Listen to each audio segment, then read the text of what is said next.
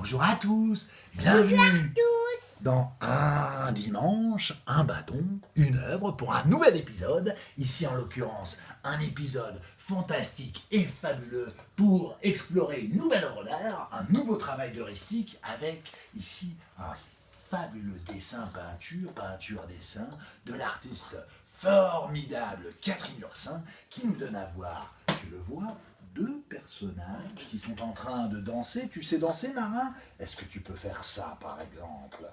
Eh oui, ou ça aussi. Position champ contourné ici, avec des visages grimaçants, tellement grimaçants qu'ils font presque un petit peu peur.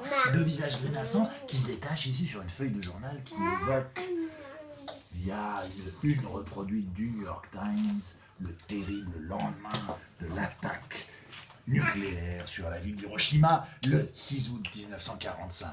Origine croisée parce que l'on reconnaît ici, dans ces positions de ces deux danseurs, une forme d'analogie avec la danse Butoh, dont on a souvent dit, parfois un peu rapidement, qu'elle avait parti pris avec la question de ces bombes atomiques. En tout cas, elle a sûrement parti pris dans les années 50 avec la volonté du Japon de s'affranchir à la fois de la tradition, mais aussi de l'hégémonie américaine des beaux corps, les beaux corps, musclés, bodybuildés, raffinés et pétris de luxure. Alors, ici en l'occurrence, qu'est-ce que sont ces visages durs, ces corps tendus, ces sexes érectiles? Non, ce n'est pas une provocation, sûrement pas une provocation. Il faut bien entendre derrière ceci plutôt la convocation d'une forme d'animalité à l'état brut au lendemain du déchaînement de violence qui a suivi la Seconde Guerre mondiale avec la mise en place par Ichikata Tatsumi,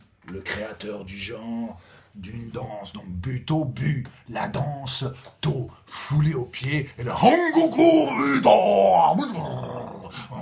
Butoh, qui est la danse des ténèbres. Danse des ténèbres qui nous montre bien ici qu'il s'agit de faire face à cette animalité profonde pour mieux faire preuve de résilience et peut-être construire un monde autre. Là, la mémoire shinto et la mémoire du chamanisme ont peut-être quelque chose à apporter à cette nouvelle réflexion. Chose incroyable, mon petit marin.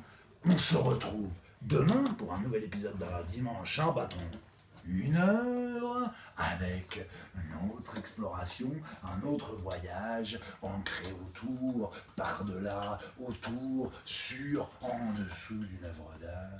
Mon petit marin, tu dis au revoir. Au revoir. Au revoir, à demain dimanche.